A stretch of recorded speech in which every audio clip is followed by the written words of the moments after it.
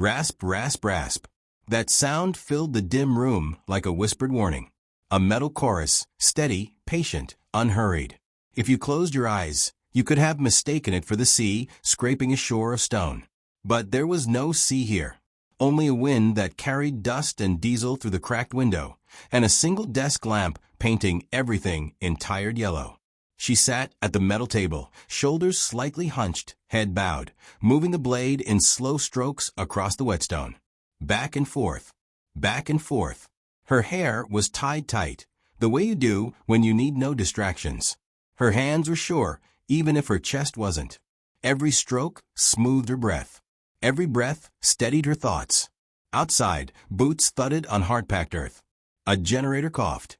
Somewhere far off, a dog barked, decided this wasn't its business, and fell quiet again.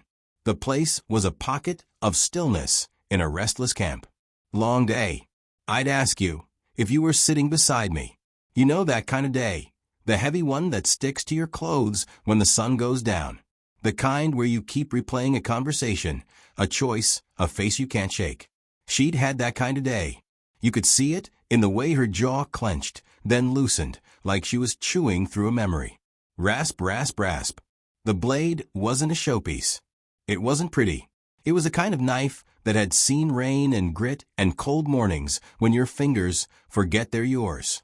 The handle had a cord wrap, stained with time. Near the guard, where metal meets the grip, there were marks. Small carved lines. Some crossed through in a group of 5.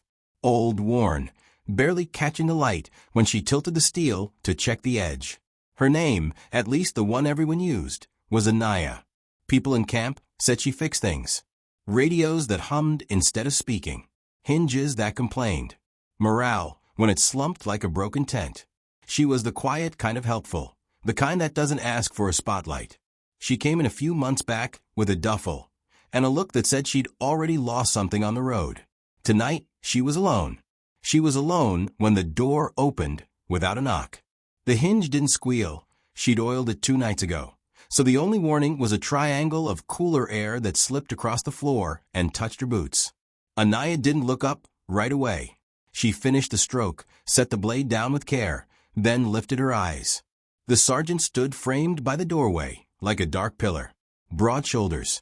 Uniform worn hard, not sloppy.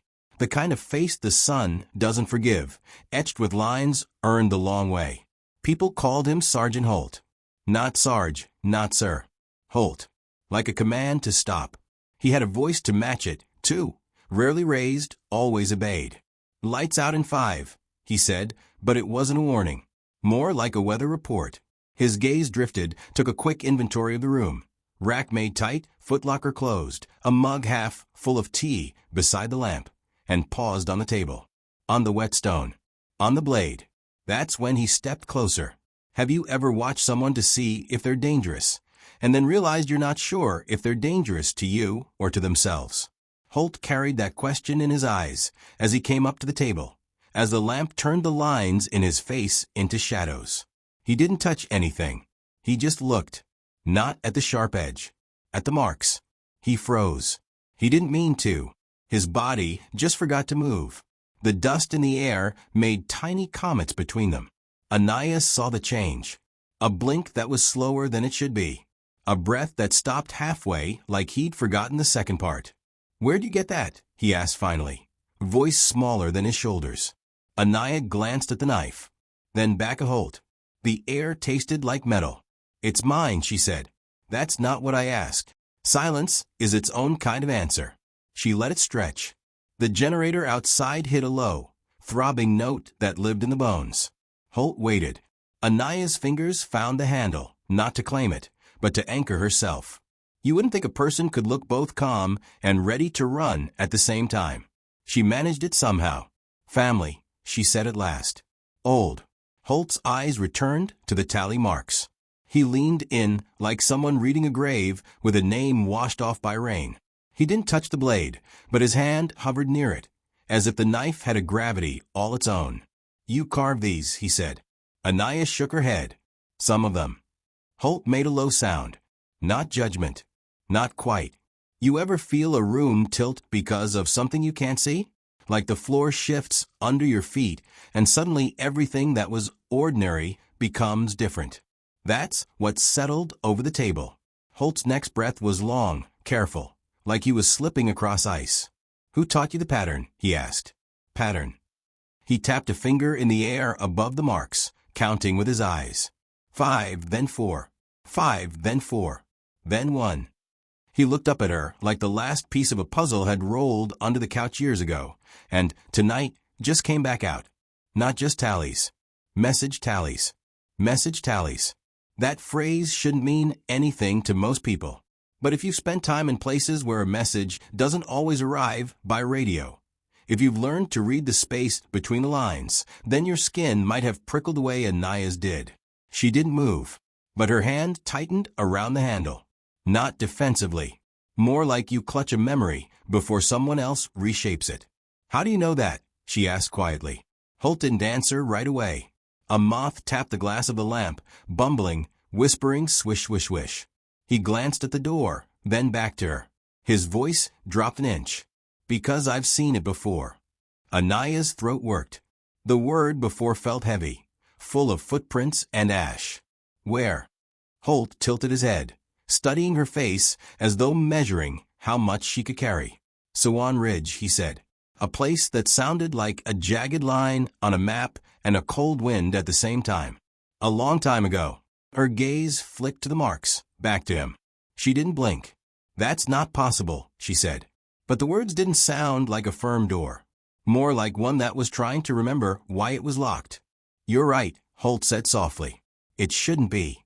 He reached into his pocket and pulled out something wrapped in a square of cloth.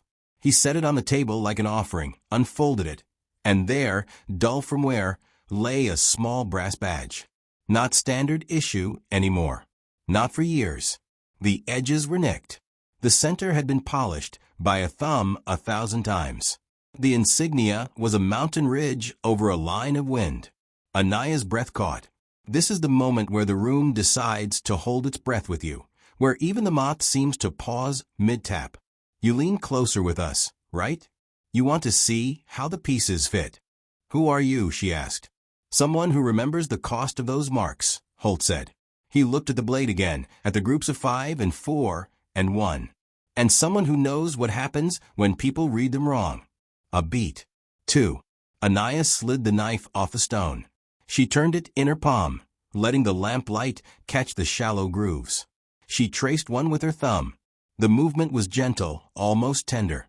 Not the way you'd touch a weapon. The way you'd touch a scar. "They're not what you think," she said. Holt's eyes narrowed, not with suspicion, but with focus. "Then tell me." Another silence.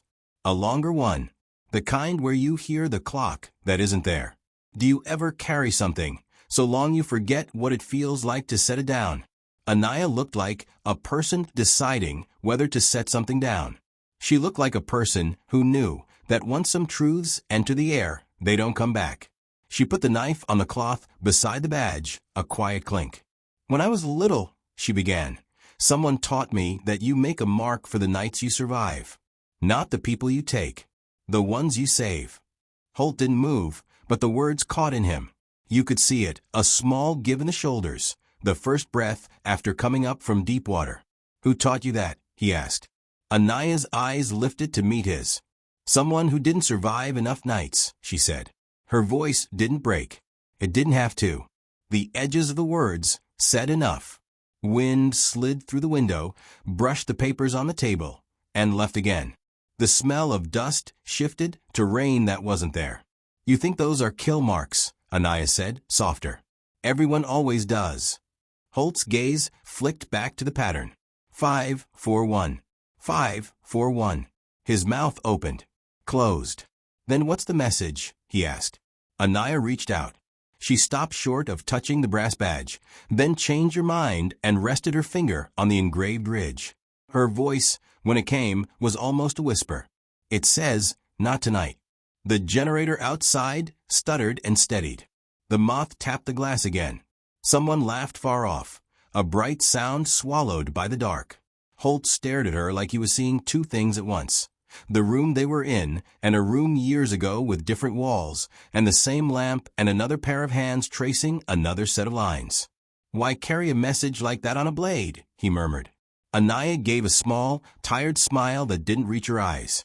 "Because sometimes the only thing between a life and a memory is how sharp you are in the dark." Holt finally sat, the chair complaining softly. He didn't look away from her. "Tomorrow," he said, "you're going to tell me who those knights belong to." Anaya nodded once. "Tomorrow." He stood, folded the cloth over the badge again, then paused. "Keep your door locked," he said. The words weren't about safety from strangers. They were about the weight of stories and the way they draw footsteps. He left. The hinge moved without a sound. Anaya sat alone with the lamp, with the whetstone, with the blade and the marks, and the empty shape of everything she hadn't said. She touched the last line carved near the guard, the single line after the pair of groups. Her thumb pressed there as if to keep it from moving. Rasp, rasp, rasp. She drew the blade once across the stone and stopped. "Do you feel it too?" The question gathering in the room, the one neither of them asked because saying it out loud would change everything. "What do you think those marks really mean? And who else has been reading them all this time?" The camp was quiet by the time Holt left her room. Quiet in that heavy way where even the crickets seemed to think twice before chirping. A single floodlight hummed outside, throwing long, sharp shadows of vehicles and wire fencing against the dirt. Somewhere in the darkness, the sound of distant engines whispered like ghosts passing by. Anaya sat perfectly still. The knife lay in front of her, catching the faint light, as if it, too, was listening. The sergeant's words still echoed in her mind. "Tomorrow, you'll tell me who those knights belong to."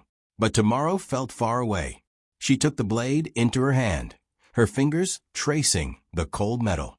Each groove felt deeper than the next, like they weren't just marks, but memories carved into steel. Her thumb stopped on the first one, a line so faint it almost disappeared under the edge of the lamplight. That one was the hardest to forget.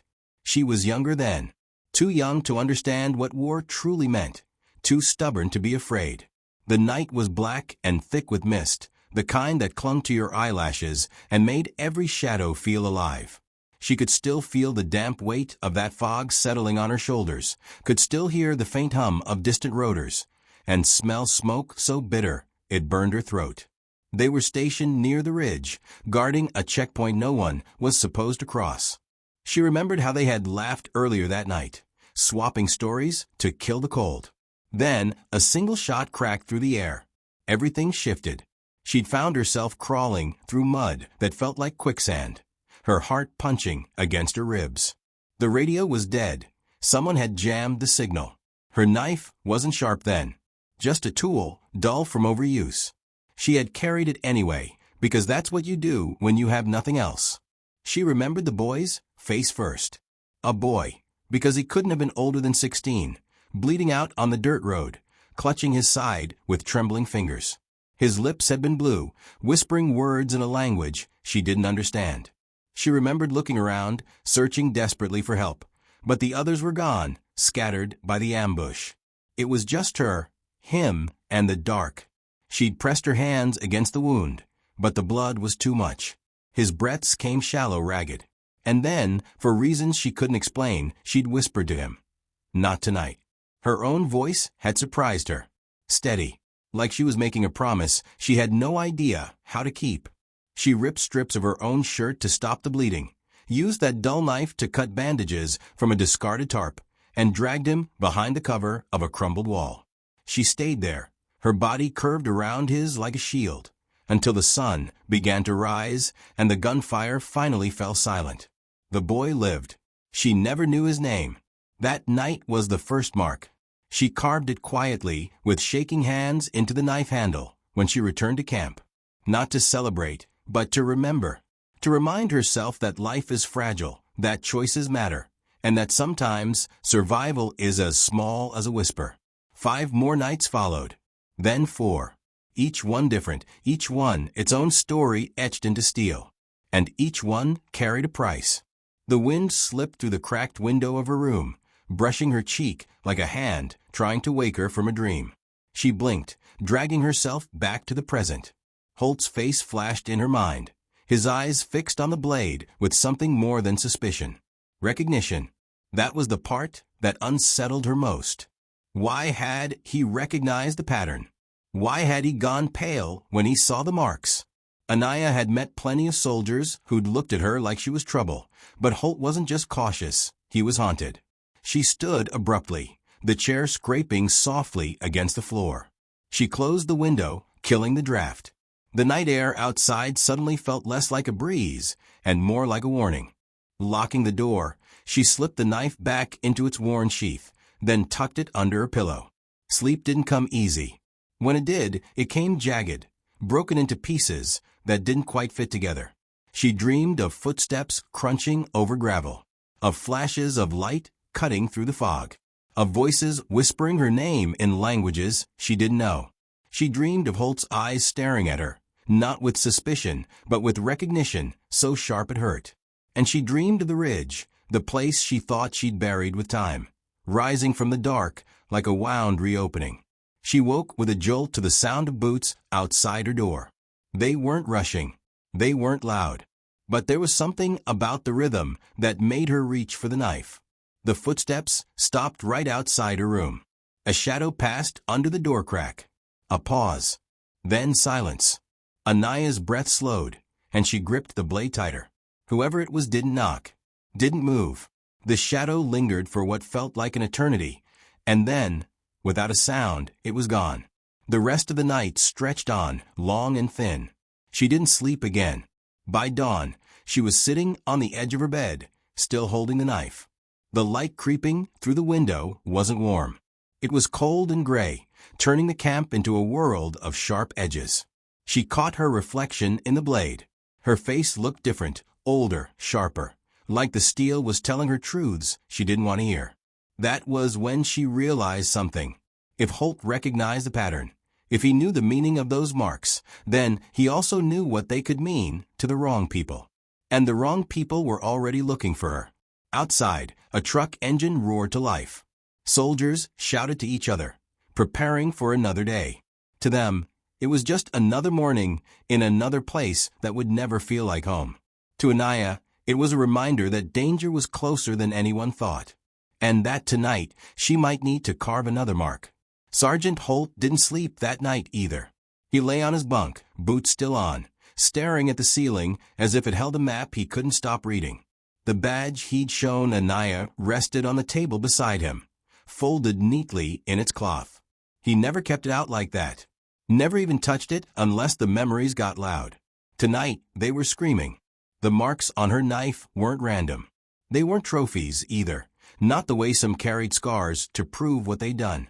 Those marks belonged to a story only a handful of people had ever known. And most of those people were dead. The name Swan Ridge wasn't famous. Not in the way big battles are. It wasn't a place you'd find on a History Channel map or in the pages of a training manual. It was a jagged stretch of mountains, a forgotten pass between borders no one cared to dispute, until they did. Holt could still smell it. That mix of pine and cordite, diesel fumes curling through the cold air, the copper tang of blood that clung to the fog. He closed his eyes, and he was back there. It had been an ambush. That much was burned into his mind. His team was running recon, small numbers, high stakes, nothing unusual. They'd swept villages for weeks, cleared paths, and gathered intelligence that felt too quiet, too clean. He should have known. He should have felt it in his bones, the calm before the storm. The first blast ripped through their convoy as they hit the ridge road. The world became sound and smoke. Radios hissed static. Men shouted names that didn't get answered. By the time Holt pulled himself out of the wreckage, they were surrounded. What followed wasn't a fight, it was survival. The ridge swallowed them, hiding them in mist and shadows. Holt remembered crawling through thickets, dragging wounded teammates, fingers numb from the cold. He remembered the way every sound carried, every snap of a twig like a gunshot. He remembered being hunted. But what he remembered most wasn't the gunfire. It was the knife.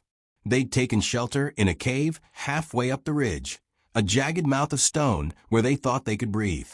That's where he'd met her. Not Anaya. Someone else. She was already there when Holt crawled inside, clutching his bleeding arm and trying to stay quiet. She was young, too young, her hair matted with dirt, her face streaked with dried blood. She wasn't one of theirs. She wasn't even supposed to be there. But she carried a knife. The same kind of knife. It had been razor sharp, every inch cared for.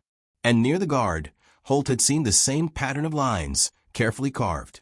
5, 4, 1. She'd saved his life that night. He remembered her voice, steady, calm, not trembling even when she should have been terrified.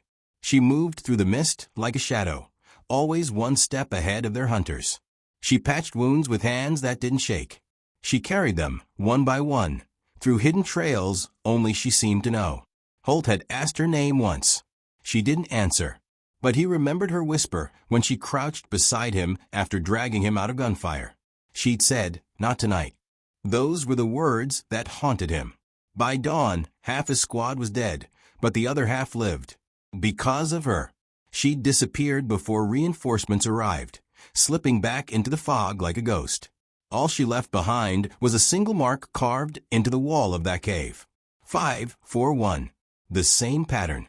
For years, Holt thought she'd been a myth, some phantom of the ridge, a story soldiers told when they needed to believe in something other than luck. No one ever found her. Her name wasn't in any report.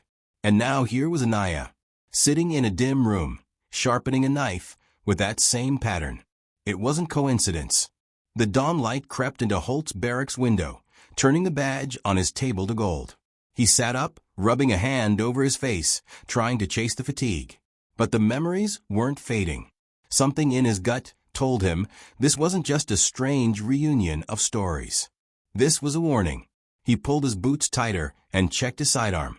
Years of instincts whispered the same thing: watch your back.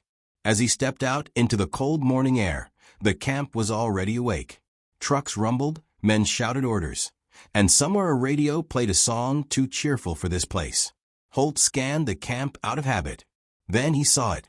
A figure standing at the edge of the fence, too still. Not a soldier. Not anyone from camp. The man wore a heavy coat, hood up, hands in his pockets. He wasn't trying to get in. He was just watching.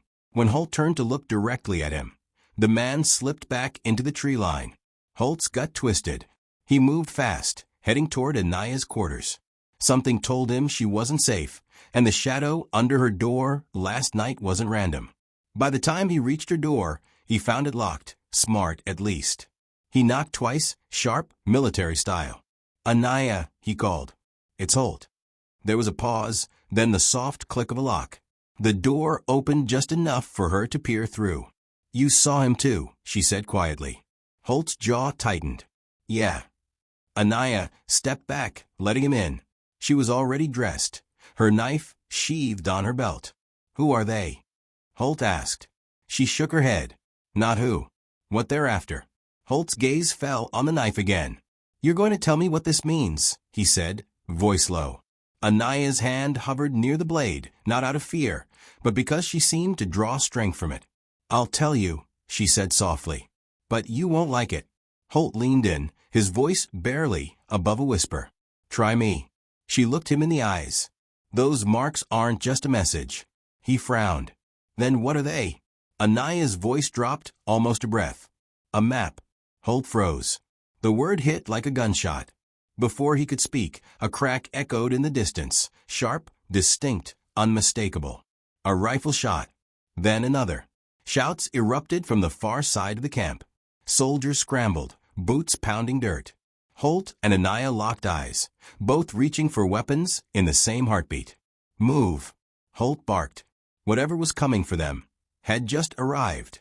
The crack of gunfire ripped through the morning like glass shattering against stone. Holt didn't need to think. Instinct took over. "Down," he barked, grabbing Anaya's arm and yanking her to the floor just as a bullet punched through the window, spraying shards of glass across the room. The camp, only seconds ago calm and routine, erupted into chaos. Shouts echoed. Boots pounded the dirt. Trucks roared to life. Soldiers yelling orders over each other. Somewhere, A radio blared an alarm that was cut off mid-sentence. Holt crawled to the door, pressed his shoulder against the wall, and peered out through the crack.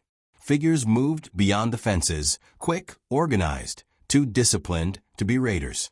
Not random, Holt muttered. Anaya slid the knife from its sheath. Her hands didn't shake.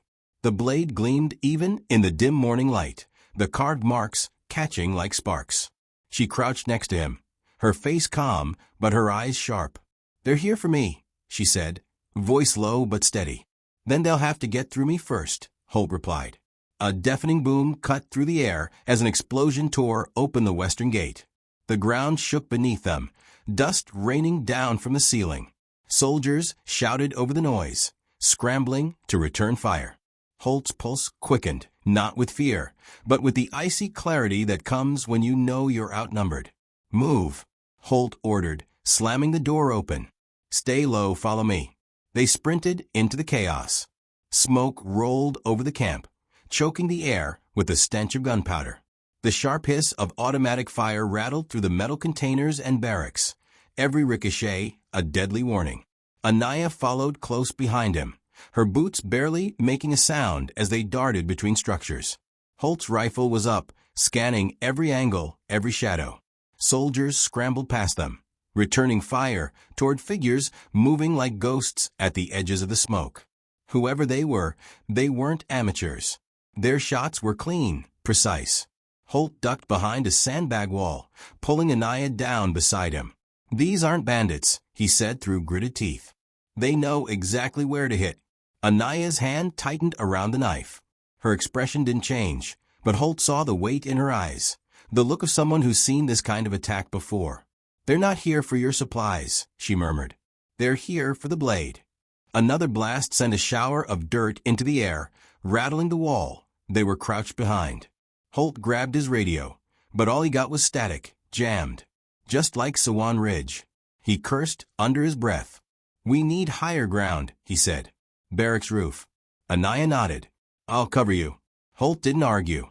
He popped up, firing quick bursts to push back the advancing figures, while Anaya slipped out of cover, moving like water. Low, fast, deliberate. She vaulted over a crate and climbed the side ladder of the barracks building with practiced ease. Holt followed, bullets sparking off the metal rungs behind him.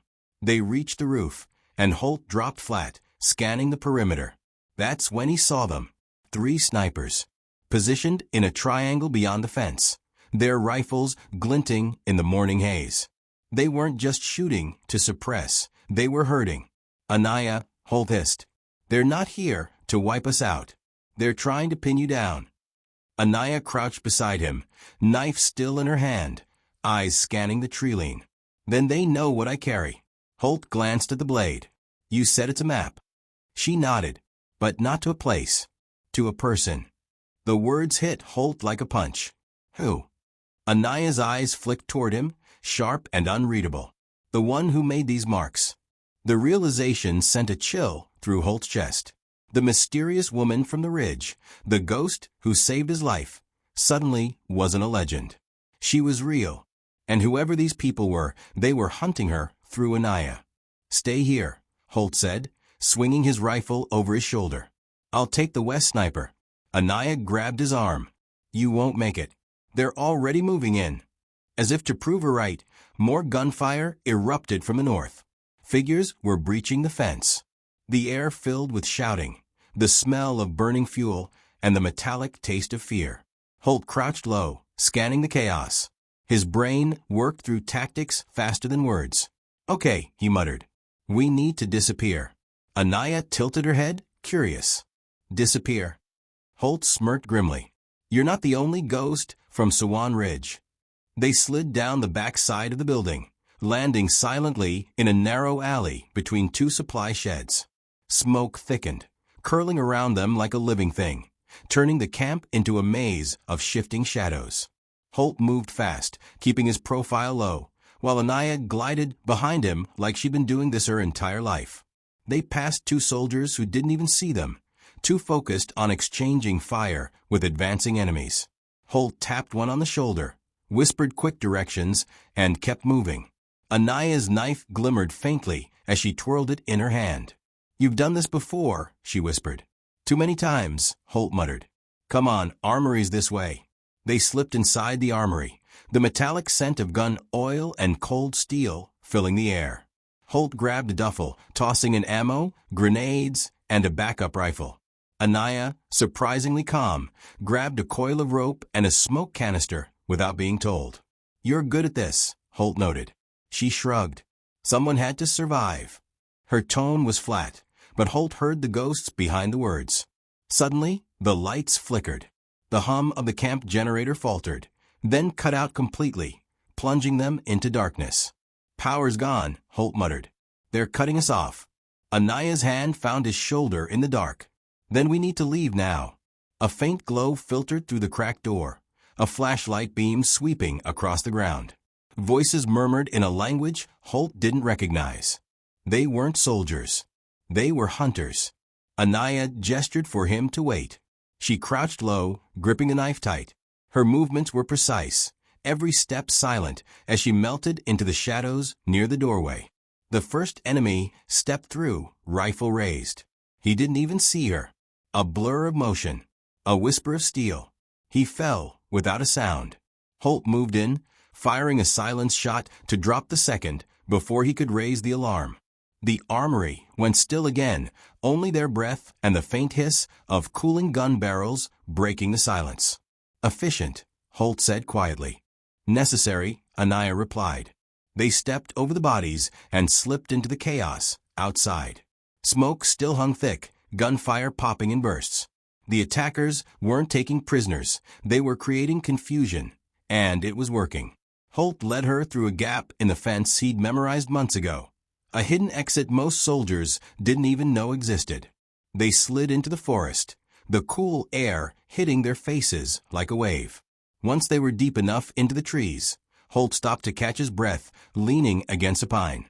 Anaya crouched nearby, knife still in her hand, her eyes scanning the dark like a predator. "You're calm," Holt said. "I've been hunted before." He looked at her, studying her face. "By who?" She turned the blade over, tracing the marks with her thumb. "The same people chasing us now." Holt's voice hardened. "Then talk. Who are they?" Anaya met his gaze, her eyes steady and unreadable. "They're not after me," she said quietly. "They're after her." "The woman who made that knife," Holt said, connecting the dots. Anaya nodded. "She's still alive." Holt froze, the revelation striking like lightning. The ghost of Swan Ridge wasn't a ghost at all. And now, whoever these men were, they weren't just chasing a blade. They were following a trail, leading to someone Holt owed his life to. Anaya's grip tightened on the knife. "If they find her," she whispered, "they'll burn everything in their way." Holt's jaw clenched. "Then we'll have to get to her first." The forest around them was alive with distant voices and gunfire. And somewhere out there, someone was waiting. The forest swallowed their footsteps. Every crunch of leaves, every snapping twig felt like it echoed for miles. Holt moved with military precision, every muscle tight, his senses tuned to every flicker of movement. Anaya followed close behind, her knife steady in her hand, the marks along its guard glinting faintly whenever stray beams of dawn light pierced the trees. The camp's gunfire was now a distant storm behind them. Smoke curled into the sky like a signal flare, a sign the attackers had done their job. The base was chaos. The hunt had begun. "Keep moving," Holt muttered, his voice barely audible over the wind rustling through the branches. Anaya didn't reply, but her gaze flicked back every few steps, scanning the shadows. Her calmness wasn't false bravado. It was the kind of calm that comes from surviving too much. They stopped near a fallen log, crouching low. Holt raised his binoculars, scanning the ridge line ahead. "Two shooters," he murmured, "setting up a perimeter." "They're hurting us," Anaya said quietly. "Yeah," Holt agreed. Straight toward something. He pulled a map from his vest, spreading it against his knee. The markings were familiar, drawn from satellite scans and old recon. But then Anaya took the knife, laid it across the map, and rotated it slightly. "Look," she whispered. The carved marks lined up perfectly with the shape of the terrain. The knife wasn't just a map, it was a cipher. Each tally matched a ridge, a valley, a hidden pass. Holt's pulse quickened. "You've been carrying this for how long?" he asked. "Years," she said softly. "And you never told anyone?" Anaya's expression hardened. "Because everyone I told died." A twig snapped somewhere behind them. Holt's head jerked up, rifle at the ready. He scanned the dense trees, finger on the trigger. The sound came again, a faint rustle, too deliberate to be the wind. He gestured for Anaya to stay low. They slipped into cover, pressing themselves against the rough bark of an old oak. Holt's heartbeat slowed into that cold, steady rhythm that comes before a fight. Then he saw it. A silhouette, moving slow, careful, about 30 meters out. Another figure followed. Then a third. They were closing in. Holt raised his rifle, but before he could fire, Anaya's hand gripped his arm. "Wait," she whispered. She pointed, not at the hunters, but at something behind them. Through the branches, a faint glint of metal shone in the morning sun. A trap. Holt's stomach dropped. "They're flushing us," he breathed. Anaya nodded. "We can't go that way." More movement. The attackers were spreading out, tightening the noose. Holt's mind raced. "If we can't go back to camp, and we can't go forward." Anaya's voice was calm, almost eerie. "Then we go down." Holt frowned. "Down." She pointed to a narrow ravine just beyond the next ridge. Hidden under overgrowth, it looked like nothing but shadow. "There's a tunnel system," she said. "Old smuggler routes. She showed me once." Holt stared at her. "The woman who made that knife." Anaya's eyes held his. "She's been waiting for us." They moved fast, weaving through trees, ducking under branches. Bullets cracked through the air as the attackers spotted them, but Holt's return fire sent them diving for cover. "Go," he barked. Anaya sprinted ahead, graceful and silent, her blade flashing as she cut through underbrush. Holt stayed close, his rifle barking short, controlled bursts to keep their pursuers back. The ravine appeared like a gash in the earth, half hidden by vines and moss. Anaya slid down first, vanishing into the shadows, and Holt followed, his boots slipping against damp rock. The sound of pursuit grew louder. Voices shouted orders. Someone tossed a flare, and red light spilled through the forest above like blood dripping from the sky. Holt and Anaya reached the bottom of a ravine, where a narrow cave entrance gaped like an open mouth. The air pouring out of it was cold and damp. "This way," Anaya whispered. They slipped inside. Darkness swallowed them whole. Holt clicked on a small flashlight, its beam cutting a narrow path through the twisting stone tunnel. The walls were slick, the air heavy with the smell of earth and rust. The sound of rushing water echoed faintly from somewhere deep inside. The tunnel twisted and forked, each path marked with faint carvings, lines and symbols scratched into stone long ago. Anaya moved confidently, tracing the marks with her fingers. "She taught you this route," Holt murmured. Anaya nodded. "She said one day someone would come for her. She made sure I'd know where to go." A noise echoed behind them, footsteps. They weren't alone. "Keep moving," Holt said, voice low but firm. The tunnel narrowed, forcing them to squeeze through a tight passage. Holt's flashlight flickered, casting their shadows like giants on the stone walls. Anaya's hand brushed against a symbol carved deep into the wall, a single line crossing 5 and 4 marks. The same pattern on her knife. "We're close," she whispered.